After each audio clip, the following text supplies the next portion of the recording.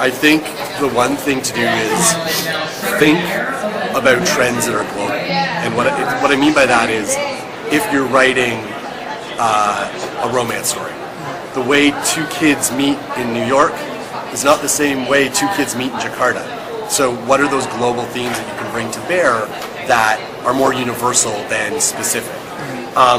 You're lucky if you're a US writer, because US culture does have a lot of interest. So if you write about a US high school or US college, that can be interesting. Horror has a really great global reach where mythologies can cross borders. So you'll find, a mythology in Mexico that people in Sweden don't know about, and they'll be really interested in that. So there are some things you can do, but really at the end of the day, I get surprised seeing when, a story that's huge in the US, the second biggest country is in India for some reason. So sometimes you just won't even know, which all gets back to the point of, write what's authentic and important to you, because if you haven't seen it, chances are no one's seen it around the world. Engagement's the key. So it's great to have a Twitter handle. That's really great. If you don't tweet, no one's going to follow you. Yeah.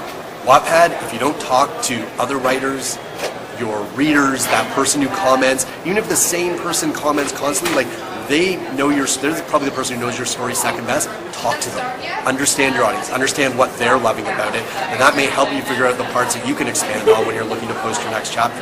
That engagement, that's the difference between Wattpad and a book. Dan Brown does not call you after the third chapter and the third paragraph in the third book and say, hey, what did you think of this? As a Wattpad writer, do that. Say, hey, reach out to those people who are commenting and go, hey, I did that. What's your opinion on it? Start a conversation. The more conversation begets more conversation, and that's something you can really do differently on Wattpad. I think Wattpad really gives a chance for writers to find their voice. And I see it with a lot of our writers who we have in development, writers who are being published, where you read their story and you realize it probably took them 15, 20 chapters to find their own voice. The difference is they didn't have to write those 20 chapters in a basement. They didn't have to write it without people cheering them on. Why? Because your ideas are brilliant. And just because you didn't find your way to write a sentence or refine the way you write a sentence until chapter 20 doesn't matter. Because you're writing chapter by chapter, the barrier to start writing is so much lower than writing 250 pages and then getting stuck at page 40 for 2 years. And just put it out there. As you heard probably a few times today, no one goes, oh my God, you missed that comma, I ain't going to read this no more. Yeah. They're going to say, hey, you missed that comma. Also, I love this character here. Please write more about this character or that camel, which actually happened in a K-Fan story, so that's a whole thing you should go read. So at the end of the day, Wattpad as a platform is a great place to start because you don't have to have everything fleshed out. Write the first chapter that inspires you and you're going to inspire other people. I address it with Wattpad Studios, where we're helping writers find the careers that they're most interested in having. And as you heard from us, size of story is one thing, but the content is important. And if you want a chance to be published, publishers will also look at that content. So Wattpad we care about the writer journey of Wattpad overall. And if your journey means coming through Wattpad Studios or going through a traditional agent, that's fine. And we just think of Wattpad Studios we're probably better placed to understand that data and bring things to the forefront to those publishers, which is why I started this studio.